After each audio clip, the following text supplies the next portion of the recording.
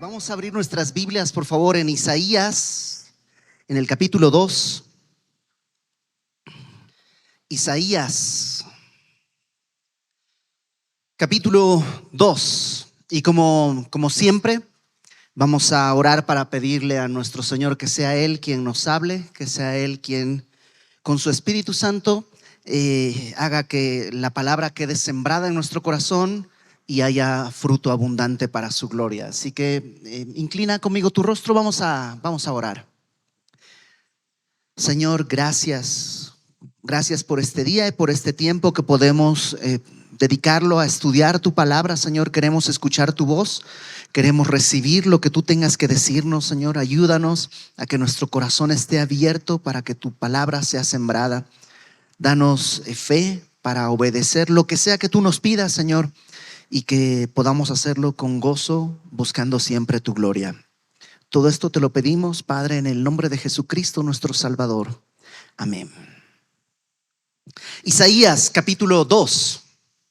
Isaías es un profeta que busca dar un mensaje al pueblo y lo va a hacer a través de distintas herramientas. A veces usa la poesía, a veces usa un discurso de mucha confrontación. Y en el caso de lo que vamos a ver el día de hoy es una visión. Mira, capítulo 2, versículo 1 comienza diciendo: lo que vio Isaías, hijo de Amós, acerca de Judá y de Jerusalén. Y tiene que ver con lo que él ya vio. Es decir, esto no es un deseo que Dios le dijo quisiera que sucediera, sino que es algo que él ya vio. Y creo que parte de lo que nosotros el día de hoy tenemos que hacer es ver esto también. Cuando yo era niño, mi mamá empezó a asistir al taller de artes visuales allá en mi pueblo. Y yo de niño le preguntaba: pero mamá, ¿por qué se llama taller de artes visuales si haces cerámica? Entonces, sería taller de artes manuales, no visuales. Y mi mamá me explicaba que se llaman artes visuales, ¿no? La pintura, la escultura, todo esto, porque son cosas que se aprecian con la vista, ¿no? Y como digamos la música se aprecia con el oído, la escultura, la pintura se tiene que apreciar con la vista. Y entonces por eso se llaman artes visuales. Bueno, esto más o menos tiene que ver con algo así. Porque cuando tú tienes una pintura, tú tienes algo, si tú le pones una luz equivocada, una luz verde o una luz amarilla, los colores se van a distorsionar. Tiene que ser una luz adecuada para poder apreciar lo que está ahí. Esto es más o menos así. Dios nos va a mostrar algo, pero tenemos que verlo a la luz adecuada. Y si podemos verlo a la luz adecuada, vamos a poder recibir el mensaje que Dios quiere darnos. Entonces, vamos a comenzar. Dice: lo que vio Isaías, hijo de Amós, acerca de Judá y de Jerusalén. Lo primero que tenemos que recordar es que la profecía tiene, digamos, distintas capas. Una primera capa, o un primer público, es la gente que estaba viviendo ahí. Isaías está hablándole a un público específico en un momento específico y hablando cosas específicas. Por ejemplo, va a hablar de la invasión que van a traer primero los asirios, luego los de Babilonia, y eso para nosotros es historia. Ese punto de vista de la profecía es histórico. Son eventos que ya pasaron y que pues nosotros podemos corroborarlos con la historia. Ese es un aspecto de la profecía. Hay un segundo aspecto de la profecía que tiene que ver con lo que los teólogos le llaman la escatología, que es el tiempo final, al final de los siglos, el futuro para nosotros también. Ese tiempo final también era tiempo al futuro para Isaías, y todavía no se ha cumplido. Por ejemplo, cuando habla de la restauración de Jerusalén, está hablando cuando Cristo regrese a la tierra y reine en este mundo desde Jerusalén en un reino de justicia perfecta. Todavía no ha sucedido, y la profecía, cuando habla en un sentido histórico, como decíamos, pero también en un sentido hacia futuro, escatológico. Hay un tercer aspecto de la profecía que tiene que ver con nosotros, que no estamos ni en la historia pasada y tampoco estamos en el futuro escatológico. Estamos acá, el día de hoy. Y el día de hoy las cosas que vemos también pueden ser afectadas por esto que está escrito. Es decir, no hablamos ni de historia ni de futuro, sino de cosas que el día de hoy Dios quiere tratar contigo y conmigo y quiere hablarnos. Entonces es en este tercer aspecto, que podríamos llamarlo personal o devocional, donde nos vamos a enfocar sobre todo. Vamos a ver cosas históricas, sí, y futuras también, pero quisiera que nos enfocáramos sobre todo en las cosas devocionales, lo que Dios quiere decirte para tus problemas y tus necesidades el día de hoy. Entonces, aunque se habló acerca de Judá y de Jerusalén, también habla acerca de nosotros. ¿Qué es lo que vio? Lo primero es esta escena ideal. Esto es lo que Dios está mostrando como el modelo ideal. Esto es lo que Dios quiere. Fíjate, verso 2. Acontecerá en lo postrero de los tiempos que será confirmado el monte de la casa de Jehová como cabeza de los montes, y será exaltado sobre los collados, sobre las colinas, y correrán a él todas las naciones. ¿Qué está diciendo? Hay un momento en el que el monte de la casa de Jehová, dice, se refiere al templo. El lugar donde estaba el templo es el monte de Sión. Será como la capital del mundo. Todos van a correr hacia allá. Todos va a ser la cabeza de los montes. Es como el lugar más importante del mundo. Todo va a fluir hacia allá. Dice verso 3. Vendrán muchos pueblos y dirán: venid y subamos al monte de Jehová, a la casa del Dios de Jacob. Es como un río, pero que fluye hacia arriba, ¿no? Todo está fluyendo hacia el monte de la casa de Jehová, hasta el templo de Dios, hasta la presencia de Dios. Y Dios dice: esto es lo que yo voy a hacer. Cuando Cristo regrese, Él se sentará en Jerusalén y va a gobernar el mundo entero, y todos correrán hacia Él. Ahora, hay un detalle interesante. Dice al final, a la mitad del verso 3, dice: correrán, subamos al monte de Jehová, a la casa del Dios de Jacob. Si tú conoces algo de historia, recordarás que Jacob es el nombre que tenía Israel antes, ¿no? Y Jacob la palabra Jacob quiere decir el que toma por el calcañar o por el talón. Es como el estafador, el engañador. En México diríamos como el gandalla. Ese es Jacob. Y a lo largo de su vida, él se ha salido con la suya siempre, estafando, engañando, haciendo trampas, y así ha vivido hasta que se topó con Labán, que era su tío, que era peor que él, y luego tiene que huir, tiene que irse, y en esa huida se encuentra con el Señor. El Señor lo encuentra y le disloca la cadera, y entonces ya no puede correr. Y Dios ahí le cambia el nombre de Jacob, el gandalla, digamos. Ahora lo va a llamar Israel, que quiere decir gobernado por Dios. Él ya no puede correr, ya tiene que caminar con un bastón y todo, porque ahora va a ser gobernado por Dios. Y ese es como el bueno, mientras que Jacob es el malo, entre comillas.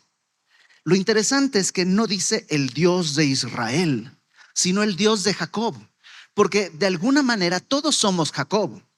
Ninguno de nosotros es gobernado por Dios perfectamente. Somos Jacobes.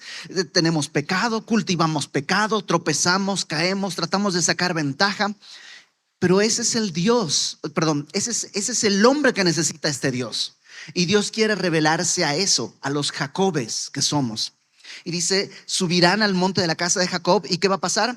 Nos enseñará sus caminos y caminaremos por sus sendas. Por eso vamos a correr hacia allá. Porque Dios está hablando. ¿Te imaginas en el futuro cuando sermón de Jesús a las 4 de la tarde, y correremos todos para escucharle hablar la palabra de Dios? Eso va a ser una realidad. Ahora, el día de hoy, esto es lo que Dios quiere para ti y para mí. Que sí, hay muchos montes, muchas cosas. Está la universidad, las cosas buenas, las buenas cosas. Hay muchos montes buenos. Pero hay uno que debería ser el mayor de todos: la presencia de Dios. Y a Él correr de todos lados para que Él nos enseñe. Esto es lo que Dios quiere hacer. Verso 3 dice ahí a la mitad: porque de Sión es el monte donde está el templo, saldrá la ley, y de Jerusalén la palabra de Jehová. Y juzgará entre las naciones, y reprenderá a muchos pueblos, y volverán sus espadas en rejas de arado, y sus lanzas en hoces. Claro, cuando Cristo reine en la tierra y Él juzgue, dice que de Sión saldrá la ley. Cuando la ley para el mundo entero salga de Jerusalén, de la boca de Cristo, Él va a juzgar, y dice que las espadas se convertirán en rejas de arado.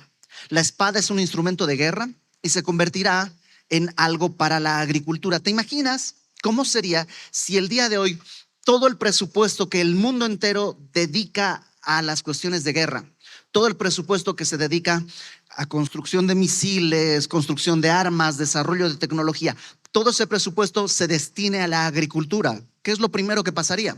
Pues habría alimentos para todo el mundo. ¿Va a suceder? No por nuestras fuerzas, sino cuando Cristo esté aquí.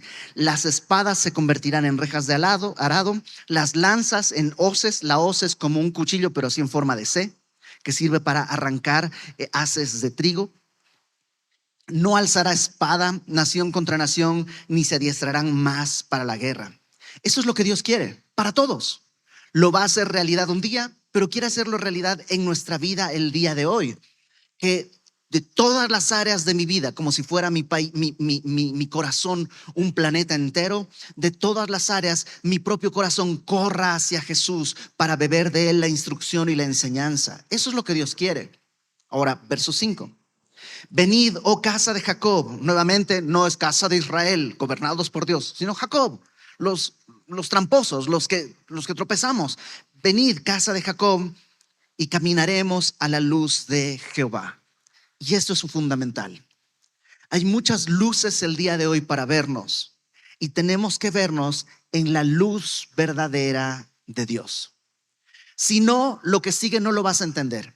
Y por eso, antes de entrar a lo que sigue, déjame rogarte, recibe lo que Dios dice aquí. Por favor, yo sé que va a ser difícil, pero te ruego, abre tu corazón y recibe lo que Dios dice aquí. Porque a partir de aquí viene una descripción de lo que tenemos en nuestra sociedad del día de hoy, escrita hace muchos años, pero vas a reconocer que es lo que nuestra sociedad el día de hoy vive. No es nuevo, porque el ser humano sigue siendo ser humano desde el principio. Las necesidades del hombre y el pecado del hombre siguen estando ahí desde el principio. Entonces, fíjate, lo primero que vimos es este retrato de lo que Dios quiere, lo ideal. Ahora veamos la realidad. Un comentarista dice: de lo sublime a lo torpe, de lo sagrado a lo mundano. Verso 6. Ciertamente, Isaías le habla a Dios, le dice: ciertamente tú has dejado tu pueblo, la casa de Jacob, porque están llenos de costumbres traídas del oriente y de agoreros, como de los filisteos, y pactan con hijos de extranjeros. ¿Qué pasa? Le dice Isaías a Dios: tú has abandonado tu pueblo porque están llenos de costumbres de otros lados, costumbres de oriente. Habla de ese tipo de doctrinas, pues sí, medio orientales, y que agoreros, adivinos. Incluso dice: como los filisteos pactan hijos con extranjeros. Estás casando a tus hijos con hijos extranjeros. Y no es un tema racial que Dios no le gusta, que mezclen las razas o algo así, sino que es un tema de convicciones. Las naciones paganas tienen otros dioses. Si tú unes a tus hijos con esos hijos, pues van a ser seducidos a otros ídolos. Eso es lo que está pasando en el pueblo. No hay pureza. Y en nuestro propio corazón puede haber esto. Sí, somos cristianos, pero tenemos costumbres traídas del oriente y tenemos agoreros. Y tú, por si acaso, mira, yo sé que las cosas no son ciertas, pero por si acaso saca el espejo del cuarto, porque qué tal que el reflejo te roba las energías. Mira, yo sé que Dios es el que provee todo, pero por si acaso ten $1 en tu billetera, no vaya a ser que eso trae buena suerte y el dinero llama dinero. Y estamos llenos de cosas y que son totalmente falsas. Y Dios dice: por este tipo de cosas, porque están abundando, Dios tuvo que dejar a su pueblo. Verso 7. Su tierra está llena de plata y de oro, sus tesoros no tienen fin. También está su tierra llena de caballos y sus carros son innumerables. ¿Es malo tener mucho dinero? Su tierra está llena de plata y de oro. ¿Es un pecado? No. En la Biblia hay muchos hombres que eran muy, muy ricos, hombres millonarios para el estándar de la época, y que eran usados por Dios. No hay problema con que si Dios te bendijo y tienes millones de millones de millones de millones de millones, gloria a Dios. El problema no es cuánto tienes, sino si confías en eso por encima de Dios. Si confías en tu dinero, en tus recursos, si confías, como dice aquí, en los caballos, que era como el armamento más moderno de la época, si confías en lo que te puede defender, dice, eso es lo que hace que no estás confiando en Dios, estás confiando en estas cosas y Dios tiene que soltar. Verso 8. Además, su tierra está llena de ídolos y se han arrodillado ante la obra de sus manos y ante lo que fabricaron sus dedos, y se ha inclinado el hombre y el varón se ha humillado, por tanto no los perdones. Está llena de ídolos toda la tierra y todos postrados ante los ídolos, pero ante Dios no. Y el día de hoy lo podemos recordar y podemos verlo así. En la iglesia, si alguien en la iglesia, imagínate, levanta las manos y está adorando a Dios, hay gente alrededor que, ay, qué exagerado, ay, no, ay, qué vergüenza, que no sé qué. Oye, y cuando vas a un concierto de cualquier grupo, aunque no sea inmoral, y levantas las manos, ay, mira qué apasionado y qué bonito, porque en nuestra naturaleza le es fácil postrarse ante ídolos, pero no ante Dios. Y como eso, mil ejemplos. Que, ay, una Biblia me voy a comprar. Ay, cuesta tanto la Biblia, no puede ser. Pero de Netflix llegas pagando cuánta millonada los últimos 3 años. Lo mismo, nos es muy fácil postrar nuestros recursos, nuestra vida ante ídolos y no ante Dios. Y eso está diciendo acá.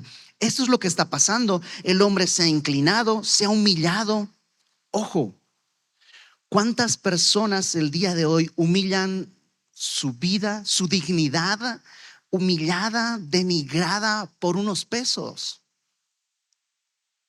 ¿Cuántas personas están vendiendo fotos de su intimidad, humillándose, denigrando su propia condición humana por unos pesos en vez de postrarse ante Dios?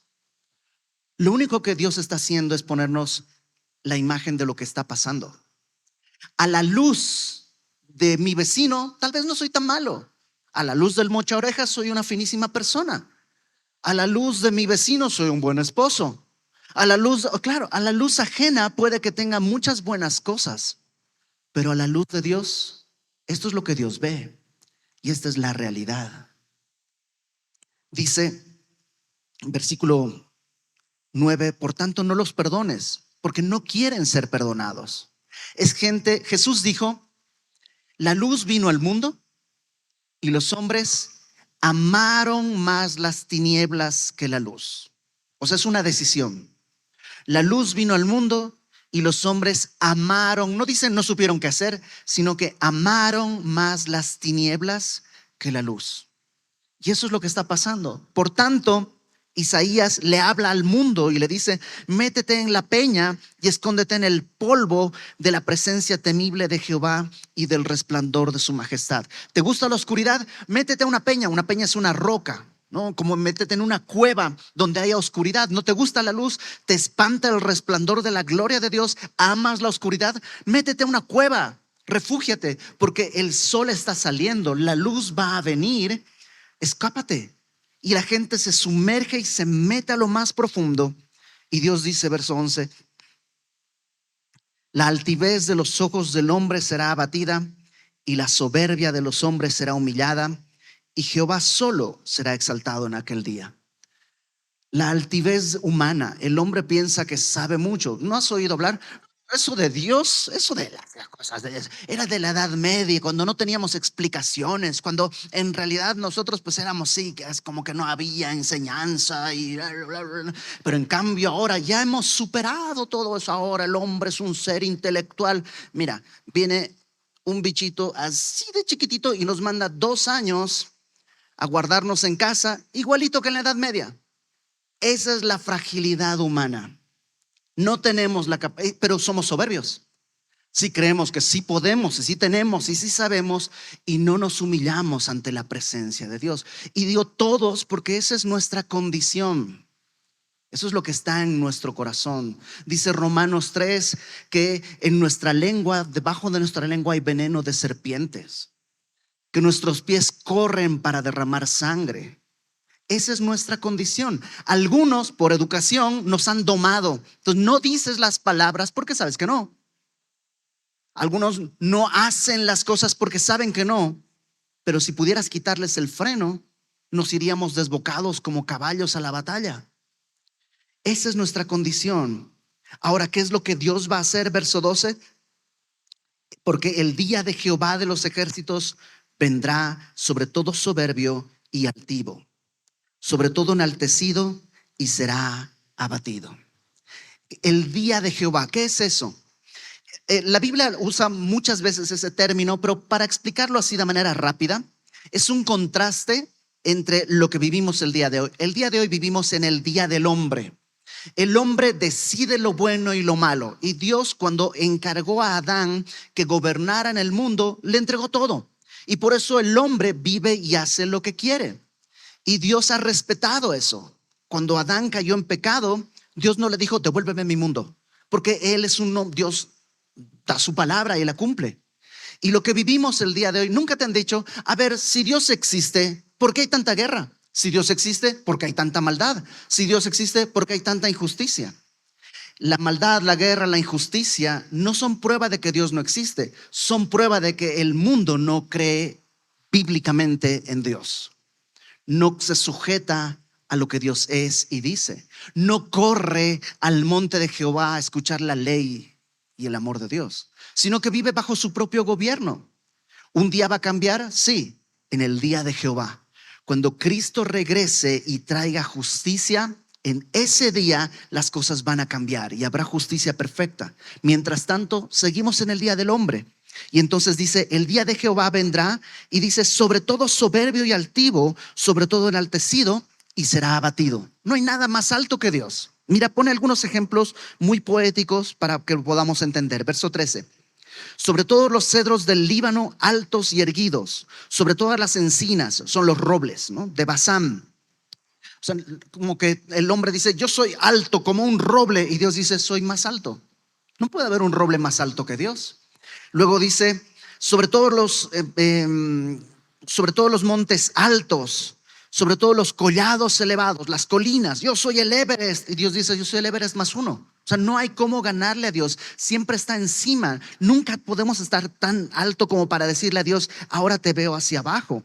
Sobre toda torre alta, sobre todo muro fuerte, sobre todas las naves de Tarsis. Las naves de Tarsis eran naves mercantes muy grandes para surcar el mar abierto, para llevar mucho cargamento. Eran naves grandes que para la época pues eran verdaderamente un logro de la manufactura humana.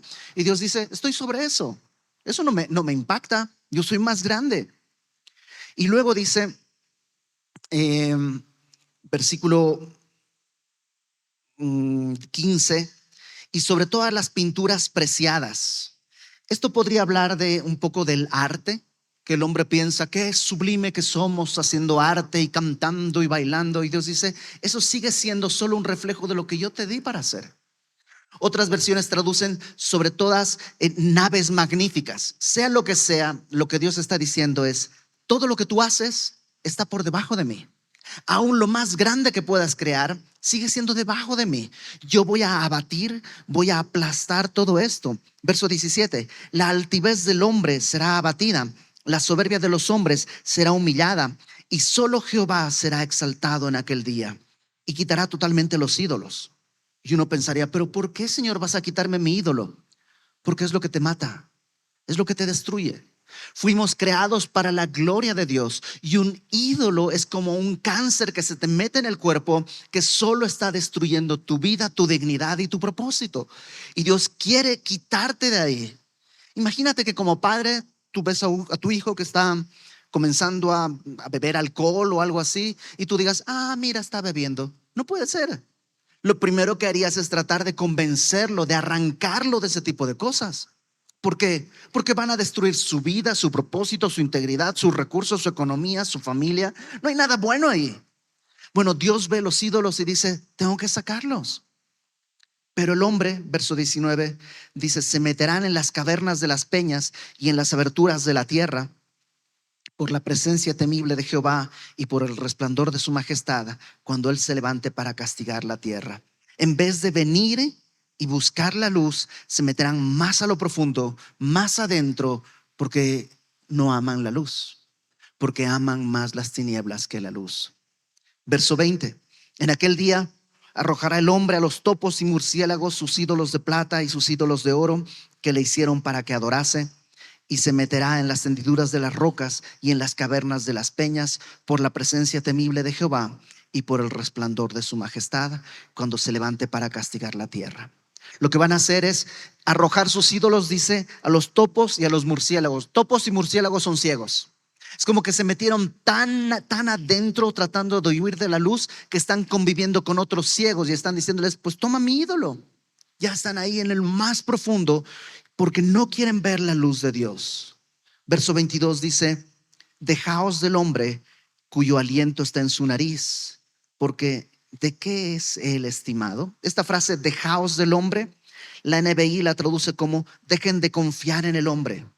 Su aliento está en su nariz. Ni la respiración podemos controlar. Nunca de niño dijiste, a ver, voy a ver si puedo dejar de respirar. ¡Ah! Y ni eso puedes, porque en algún momento, aunque no quieras, solito empiezas a respirar, porque no puedes controlar eso. No se puede. Dice, ¿en eso estás apoyando toda tu seguridad? No confíes en el hombre. Dios está dándote una mejor alternativa. Correr hacia el monte de Jerusalén. El problema es que si no estamos a la luz correcta, sí vemos, wow, qué roble tan alto que hice, wow, qué gran construcción que hice, wow, cuán bueno que soy. A la luz equivocada, todo se ve distorsionado. Esta es la luz verdadera de Dios. Capítulo 3. Porque he aquí que el Señor, Jehová de los ejércitos, quita de Jerusalén y de Judá al sustentador y al fuerte, todo sustento de pan y todo socorro de agua. A la nación en aquella época Dios la va a sitiar con un sitio que va a ser el sitio de los asirios o el sitio de Babilonia más adelante. Un sitio era cuando a una ciudad la encerrabas con un ejército enemigo y eso hacía que no pudiera entrar ningún tipo de elemento para la subsistencia. No puede entrar alimentos, no puede entrar agua, no puede entrar nada. Y lo que sucede es que la ciudad está condenada a dos cosas: o a morirse de hambre ahí adentro o a rendirse ante el ejército enemigo. Y Dios dice, los voy a encerrar. ¿Por qué? Porque quiere rescatarlos. Confían mucho en mis fuerzas, mis fortalezas. Dios los encierra y dice, a ver, ¿qué haces? Ya no tienes ni pan ni agua. Y a veces Dios hace eso con nosotros. A veces económicamente, ¿no? Nos permite vivir una crisis en la que no tenemos ni pan ni agua. Nos permite vivir una crisis en la que tenemos carencias, y Dios no está jugando a ser malo. Dios no está queriendo torturarte. Dios está queriendo llamar nuestra atención. Dios está queriendo decirte, aquí estoy. Tu confianza es muy frágil en eso que estás poniendo. Confía en mí. Y entonces Dios puede hacer eso. Y mira lo que sucede, verso 2. El valiente y el hombre de guerra, el juez y el profeta, el adivino y el anciano, el capitán de 50 y el hombre de respeto, el consejero, el artífice excelente y el hábil orador. Esos son como el liderazgo de la iglesia, perdón, de la ciudad. El liderazgo de la ciudad está ahí. Mira, el valiente y el hombre de guerra son los que pelean, defienden la ciudad, pero ya no están, ya han muerto, está la ciudad acorralada. Luego el juez y el profeta, la autoridad civil, la autoridad religiosa. El adivino, esto es como pues el cristiano que dice, no, yo no leo en el horóscopo, no creo en el horóscopo, pero lo leo por si acaso, ¿no? Yo sé que Dios es bueno, pero voy a llevar mi Biblia por si me da suerte. Y es como que estás metiendo en medio de cosas de Dios costumbres completamente paganas, ¿no? No, en mi casa yo sé que el Señor tiene que gobernar, por eso dejo la Biblia abierta para que las vibras, ¿no? Eso está metido ahí en la misma bolsa, el adivino, el anciano, el que con su sabiduría por la vida tiene más conocimiento, el capitán de 50, el hombre de respeto, el consejero, el artífice, ese es el artesano, el que hace espadas maravillosas, pero está encerrado en una ciudad donde no puede hacer nada, el hábil orador. Todos están destruidos. Y a veces Dios nos lleva a ese punto en que ya no hay nada y estás sin liderazgo. Nunca has vivido ese tiempo en que no sé qué hacer, no sé a dónde va mi vida, no tengo a quién hacerle caso porque todo es confuso. Verso 4. Y les pondré jóvenes por príncipes. En la Biblia, príncipe, acuérdate que no quiere decir el hijo del rey. Príncipe viene de principal, es como el gobernante. Voy a poner jóvenes por príncipes y muchachos. La palabra muchacho es caprichoso. Dice, serán sus señores.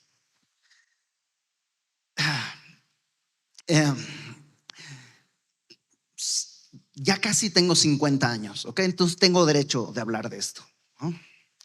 Pero Vivimos en una sociedad que valora mucho la juventud, pero la valora por motivos equivocados. Ha despreciado nuestra sociedad a los ancianos, los considera desechables, casi un estorbo, y se considera que lo joven es lo bueno. Ahora, ya tengo 50 años, si eres joven, confía en mí, ¿ok? Cuando eres joven eres medio menso y es normal porque es el proceso natural de la vida, de aprender a tomar decisiones, de equivocarte. No estoy insultando a nadie, es normal que, digamos, somos inexpertos, ¿no? Y los ancianos han tenido más experiencia. El problema es que de jóvenes no lo vemos. De jóvenes vemos a los ancianos como, estos que van a saber, estos que, pero en realidad sí saben, ¿ok? Y qué trágico es que los jóvenes son los que dirigen la nación.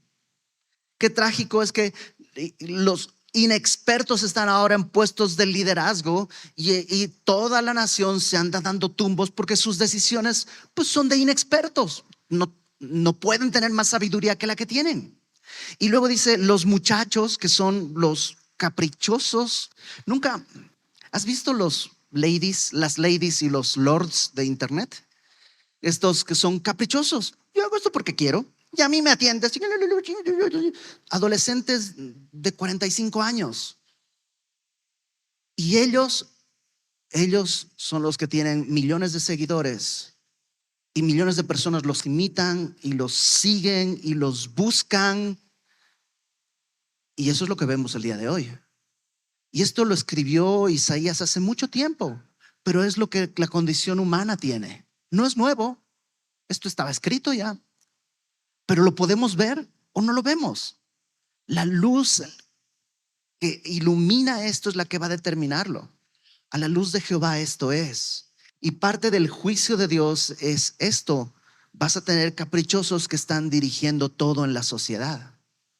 Versículo 5. Y el pueblo se hará violencia unos a otros. Por supuesto, si no hay liderazgo, si los que están gobernando son inexpertos, el pueblo hará violencia unos a otros, cada cual contra su vecino. El joven se levantará contra el anciano y el villano contra el noble. Y mira el verso 6. Cuando alguno tomare de la mano a su hermano y de la familia de su padre y le dijere, tú tienes vestido, tú serás nuestro príncipe, toma en tus manos esta ruina. Él jurará aquel día diciendo, no tomaré ese cuidado, porque en mi casa ni hay pan ni qué vestir, no me hagáis partícipe del pueblo. Pues arruinada está Jerusalén y Judá ha caído, porque la lengua de ellos y sus obras han sido contra Jehová para irritar los ojos de su majestad.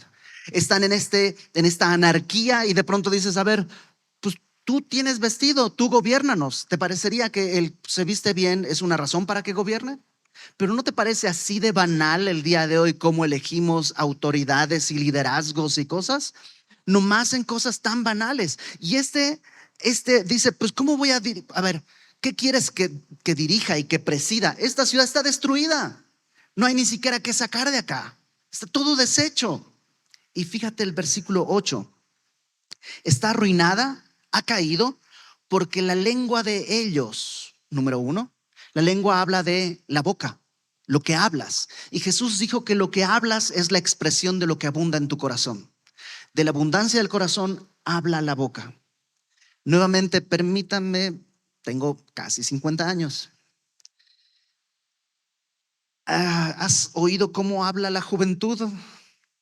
La cantidad de leperadas por segundo que pronuncia. Y el problema no es el vocabulario, ¿ok? No es que uno se espanta.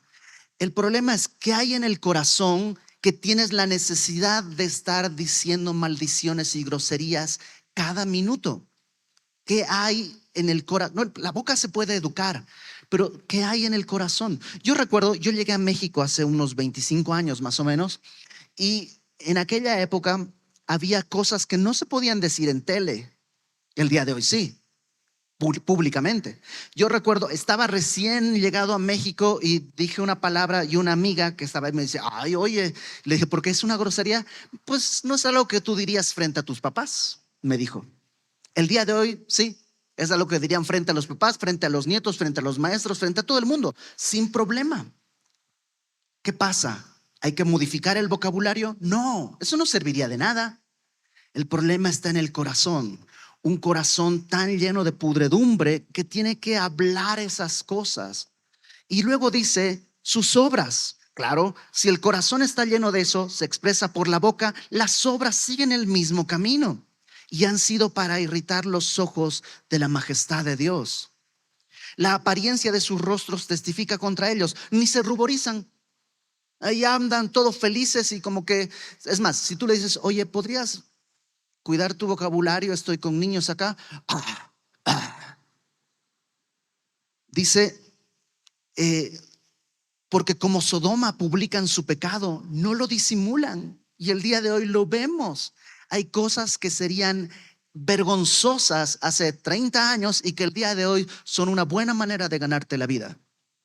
Hay cosas que hace 30 años serían pues de la oscuridad y que el día de hoy se anuncian y se hacen con toda, son orgullosos.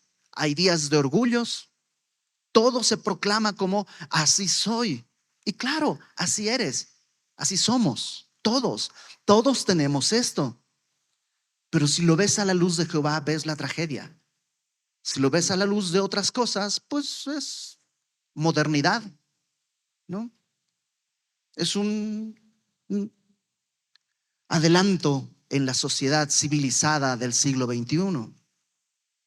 En cambio, dice Isaías, ay del alma de ellos, porque amontonaron mal para sí. Claro, podríamos ponernos a decir, oh, esta gente, qué cosa. O podríamos, como Isaías, dolernos del pecado en el que están viviendo nuestras nuevas generaciones. El pecado, están viviendo un acceso al pecado que tú y yo no teníamos, pero para ellos es tan fácil que es peligroso. Y podríamos indignarnos o dolernos. Isaías dice, ay, porque están amontonando mal para sí. En cambio, decida al justo que le irá bien, porque comerá de los frutos de sus manos. En contraste, el justo va a caminar bien, porque está corriendo al monte de Jehová. Pero el impío, ay del impío, mal le irá, porque según las obras de sus manos le será pagado. Lo que siembras, vas a cosechar. Dios no puede ser burlado. Para los impíos y para los cristianos. Verso 12. Los opresores de mi pueblo son muchachos y mujeres se enseñorearon de él. Pueblo mío, los que te guían te engañan y tuercen el curso de tus caminos. Aquí hay que hacer una pequeña explicación en esto porque culturalmente en aquella época, pues una mujer no estaría capacitada para dirigir una nación. No es que las mujeres no están capacitadas, yo creo que sí. Toda mujer es súper capaz de hacer todo. Pero en aquella época un rey de una nación tenía que llevar al pueblo a la batalla. Tenía que pelear con la espada contra otros hombres. Por tanto, ese era un lugar de los hombres. Y no cualquier hombre. Hombres fuertes, hombres valientes que pudieran tomar ese liderazgo. En vez de eso, ¿qué hay? Dice ahí, muchachos, versículo 12, y mujeres. Es decir, los muchachos son los inexpertos y mujeres hace referencia a débiles. Estamos dirigidos por débiles y por inexpertos y ellos están saqueando al pueblo.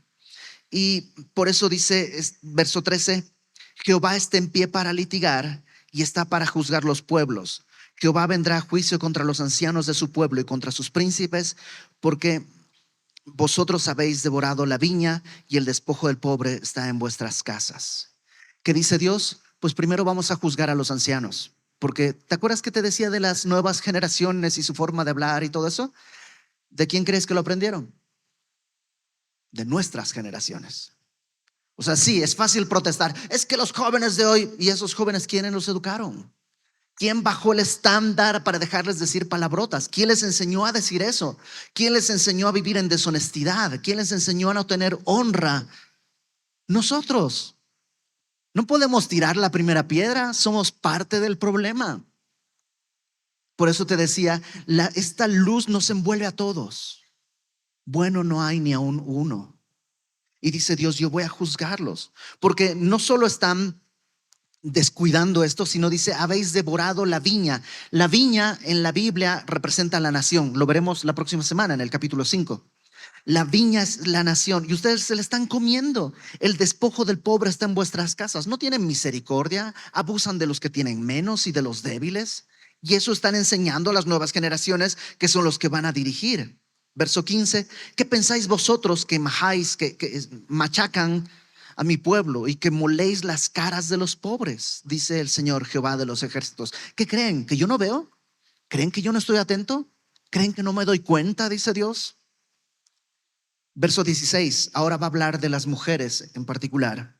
Asimismo dice Jehová, por cuanto las hijas de Sión, las mujeres, se ensoberbecen y andan con cuello erguido y con ojos desvergonzados, ojos coquetos, ¿no? Cuando van danzando y haciendo son con los pies. Esto de hacer son con los pies parece que hace referencia a adornos que se ponían las chicas y que cuando van caminando va sonando. Clic, clic, clic. La idea es llamar la atención sobre sí mismas, ¿no? Ahí van con los ojos coquetos y van danzando y bailando para que cada paso que dan la gente voltea a mirarlas. Y hay este deseo de llamar la atención. Y yo digo por redes sociales. No son redes sociales lugares donde buscamos llamar la atención y nos desvivimos por un like. Aquí estoy yo feliz, aquí estoy yo sonriendo, aquí estoy yo mirándome, aquí estoy yo. Y todo se trata de mí, de mí, de mí. Míreme cuánto me veo, míreme cuán feliz soy, míreme cuánto tengo, míreme cuánto gasto, míreme. Hombres y mujeres. Y aquel que dice, no, yo no publico nada, igual lo hace para llamar la atención. ¿Por qué no publicas nada? Es que yo no te... Igual, es lo mismo, todos sufrimos de lo mismo. Ahora dice, están con los ojos desvergonzados, haciendo ruido, llamando la atención sobre sí mismas. Por tanto, el Señor raerá la cabeza de las hijas de Sión. Jehová descubrirá sus vergüenzas. Si en aquella cultura que una mujer se rape el cabello era de mucha deshonra, y ya que está con su cabello adornado y todo, Dios dice, voy a tener que quitarle el cabello. Va a quedar calva. Verso 18. Aquel día quitará el Señor el atavío del calzado, las redecillas, las lunetas. Esto habla como de pequeños ídolos que se colgaban. Los collares, los pendientes, los brazaletes, las cofias, son como los turbantes. Los atavíos de las piernas, los partidores del pelo, los pomitos de olor, los zarcillos, los anillos, los joyeles de las narices, las ropas de gala, los mantoncillos, los velos, las bolsas, los espejos, el lino fino, las gasas y los tocados. Todo lo que en aquella época se usaban para vestirte y seducir y llamar la atención de otros. Déjame hacer una pequeña pausa.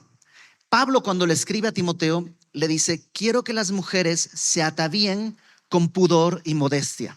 Y ataviarse es adornarse. O sea, no dice que las mujeres deben ser fodongas y mal vestidas. No. Parte de la esencia femenina es verse bonita y es bueno. ¿Sabes qué? O sea, si tú te quieres poner un aretito, si te quieres poner un collar, si esta blusa no me queda, mejor me queda esta. Es bueno. La Biblia no está en contra de tu feminidad. Es parte de lo que Dios te dio y es bueno. Pero dice con pudor y modestia. Pudor es vergüenza. Hay ropa que te debería dar vergüenza usar. Pero ¿estás de acuerdo que en la calle o en las redes sociales hay mujeres que se visten como si no tuvieran vergüenza de nada? Llamando la atención no sobre ellas, sino sobre su cuerpo. Ese es el problema. Y estas mujeres lo que están haciendo es precisamente esto. Y Dios dice, ok, ¿quieres ver qué va a pasar con todo esto? Verso 24. En lugar de los perfumes aromáticos vendrá hediondez. Sí, tú te pones tu perfume, pero va a ser hediondo, va a oler mal. Cuerda en lugar de cinturón. En vez de tu cinturón carísimo de París, va a ser una cuerda para amarrarte el vestido.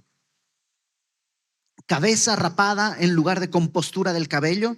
En lugar de ropa de gala, ceñimiento de silicio. El silicio era una tela áspera. Es como que en vez de tu traje de, no sé qué marcas, pero ¿no? En vez de ese traje de esa marca, uno de estos sacos en los que se lleva harina o azúcar, ¿no? Con eso es una cosa así. Quemadura en vez de hermosura. Y Dios dice, ¿estás confiando en tu belleza? ¿Estás confiando en tu ejército? ¿Estás confiando en tu poder? Todo eso es inútil y frágil. Y yo lo voy a quitar, no porque te quiero destruir, sino porque no te das cuenta que te estás apoyando en algo que te está destruyendo. Los varones, dice, caerán a espada y tu fuerza en la guerra. Sus puertas se entristecerán y enlutarán, y ella, la mujer desamparada, se sentará en tierra. Claro, en esta batalla los hombres van a morir, y si no hay hombres, mujeres con quienes se van a casar, van a estar sentadas y esperando, desesperadas. Mira el capítulo 4. Echarán mano de un hombre 7 mujeres en aquel tiempo, diciendo: nosotras comeremos nuestro pan y nos vestiremos de nuestras ropas. Solamente permítanos llevar tu nombre, quita nuestro oprobio. Claro, las mujeres en aquella época, para una mujer era fundamental tener hijos. Para una mujer, culturalmente en aquella época, su valor máximo era poder dar hijos a la familia. Y entonces, si no hay hombres, no se pueden casar. Si no se pueden casar, no pueden tener hijos. Y entonces una mujer se siente culturalmente inútil. Y por eso 7 mujeres ven a uno de los que sobrevivió y le dicen: oye, cásate conmigo. Y es más, ni nos tienes que mantener ni nada. Yo voy a comer mi propio pan, yo me voy a buscar mi ropa, yo voy a hacer todo. Nada más quítame la vergüenza de no tener hijos. Esa desesperación porque sabes que está el peso de la vergüenza, del dolor, y que lo tratas de remediar de muchas maneras. Y a veces tú y yo vivimos así. Está Dios apretando, apretando, apretando, apretando, y tratamos de quitarnos esa sensación a través de muchas cosas que no ayudan en nada. Lo bueno es que Pablo dice que donde abundó el pecado, sobreabundó la gracia. Y si tú logras ver todo esto y decir: sí, yo me veo acá. Si tú logras decir: yo sí, estoy confiando en esto, sí, yo soy esto. Entonces, versículo 2 dice, capítulo 4, versículo 2: en aquel tiempo, el renuevo de Jehová será para hermosura y gloria. ¿Qué es el renuevo de Jehová? Renuevo es como una plantita que está empezando a surgir. Es como un rebrote, ¿no? Está brotando ahí una plantita. Y en Isaías 53 y en Jeremías 28, luego léelo, se habla de Cristo, el Mesías, como ese renuevo. Claro, es como un renuevo en tierra seca, una tierra así devastada. Imagínate en esta ciudad que hay, pues ya quedó todo destrozado, y en medio de todo ese desierto que quedó, empieza a surgir una plantita, una esperanza. ¿Sabes quién es ese? Cristo. Cristo, que en medio de ese desierto en el que yo estaba, en el que tú estabas, en medio de la pudredumbre en la que yo vivía, empieza a surgir algo. Él es el que dice: será para hermosura y gloria. Claro, ya no necesitas zarcillos, turbantes, cofias, aretes y tanta cosa que era absurda y artificial. Y ahora Él es nuestra hermosura. Él será hermosura y gloria, y el fruto de la tierra para grandeza y honra a los sobrevivientes de Israel. Es a través de Él que nosotros podemos tener una nueva vida. Cuando el pecado abundó, sobreabundó la gracia a través de la obra de Cristo en la cruz. Y acontecerá que el que quedare en Sión y el que fuere dejado en Jerusalén después de esta devastación, el que quede será llamado santo. No rico, poderoso, grande, santo, apartado. Hay una nueva identidad. Ya no soy lo que tengo, ya no soy lo que muestro, ahora soy lo que Él ha hecho, me ha apartado. ¿Cómo llego a esto? A través de la fe en la cruz. A través de creer que yo soy eso, soy un pecador, pero la gracia de Dios fue suficiente en Cristo para pagar por mis pecados y darme una nueva vida. Porque de tal manera me amó Dios, que dio a su Hijo unigénito, para que si yo creo a la luz de Jehová todo esto que está diciendo, entonces tenga vida eterna. Y ya voy a poder ser santo, y mi hermosura será, y mi gloria será el renuevo, será Cristo. Dice en el verso 3: todos los que en Jerusalén estén registrados entre los vivientes. Ya no estarás muerto, estarás vivo. Tomados de la oscuridad de las tinieblas, arrancados y llevados hasta la luz hermosa del Hijo. Cuando el Señor lave las inmundicias de las hijas de Sión y limpie la sangre de Jerusalén en medio de ella, con espíritu de juicio y con espíritu de devastación. Dios tiene que traer la palabra espíritu es un soplo. Dios va a traer un soplo de juicio y de devastación, literalmente un soplo abrasador de fuego. Dios tiene que juzgar. pero no tiene que juzgarlo en ti, porque ninguno de nosotros puede soportar el juicio ni el fuego de Dios, pero Cristo sí. El juicio y la devastación cayó sobre Cristo para darnos esta nueva vida, porque mi pecado entonces es pagado en la cruz y yo puedo ser lo que decíamos, santo. Él puede ser mi hermosura y mi gloria y yo puedo estar inscrito entre los vivos. ¿Y sabes qué va a pasar? Verso 5.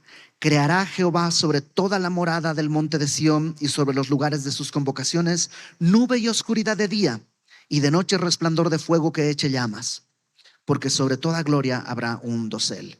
¿Sabes qué es lo que va a hacer Dios?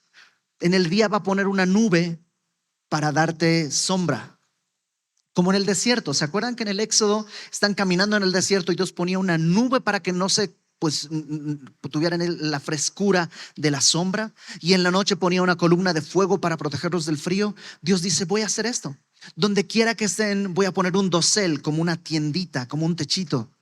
Voy a poner una nube de día, voy a poner una columna de noche para que no tengas que refugiarte al calor de nada ni a la frescura de otras cosas, sino mi nube y mi columna de fuego. Tú puedes tratar de confiar y a veces lo hacemos, ¿no?